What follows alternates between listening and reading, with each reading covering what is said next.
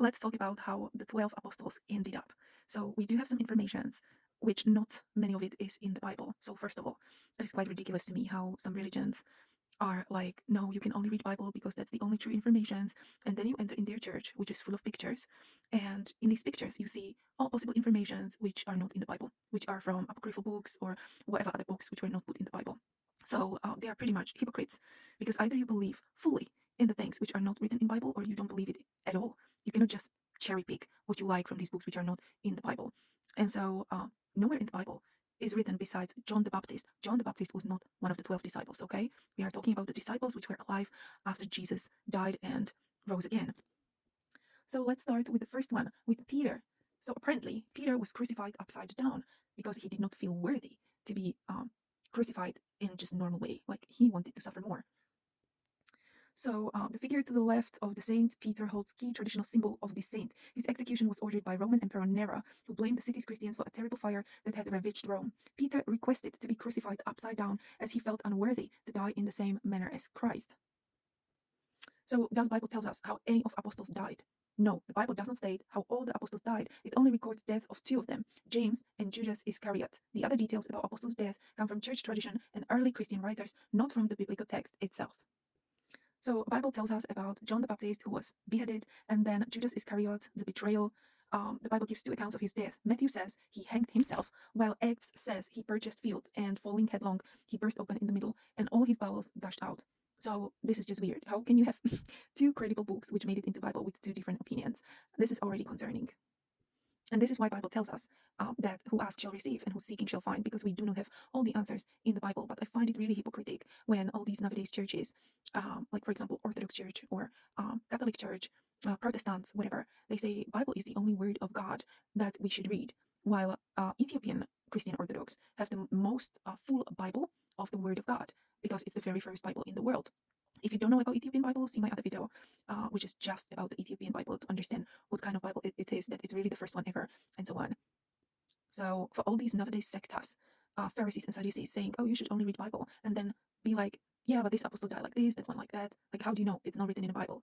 And so if you believe other scripts, why do you teach something else? You cannot serve the two masters, okay? Then let's continue with Andrew. He was crucified on X-shaped cross. We're gonna skip John for a good reason. Then James crucified. Philip crucified. Bartholomew skinned alive. Oh my God, terrible. Thomas slain by a spear. I'm not sure about pronunciation. Matthew killed by halberd. I don't even know what it is because English is not my first language.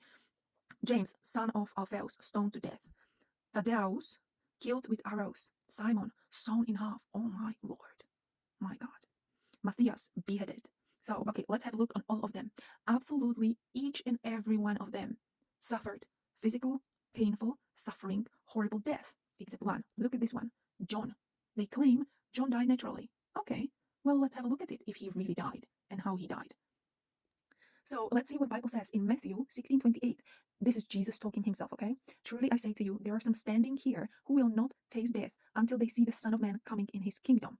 So he's literally telling you that one of them, or maybe more of them, he did not specify how many, but he said, some standing here will not taste death until my second coming. That's what he said. Now let's see another verse. Now let's see this verse, John 21:22. This part of conversation Jesus had with Peter after his resurrection about the future of Apostle John. So Peter was asking, like, what's going to be happening with John? And Jesus says to Peter, if I want him to remain alive until I return, what is that to you? You must follow me. So he was literally giving hints here that he may be left alive. So in Revelation 1:9, John tells us, I, John, your brother and partner in the tribulation and kingdom and perseverance that are in Jesus, and so on. So if he says that I, John, am partner in tribulation, it means he has to be participating in tribulation. So I think we have enough verses which kind of prove that John has never died. And so when we go back to all of the apostles who suffered horrible death, and we know of the death, it is recorded, and only one never suffered death, and people just assumed he died naturally. There is no record of him dying naturally. This is just what they assumed. Don't you think it is strange to have all the verses telling you that he will most likely be here until second coming? And apparently he's the only one who did not suffer some horrible torturous death. However, we do have record of Apostle John suffering while he was still alive and did not die during those suffering. So let's have a look at it. According to early Christian tradition, Apostle John was tortured by being plunged into cauldron of boiling oil and was forced to drink poison. None of this killed him. So what does it tell you?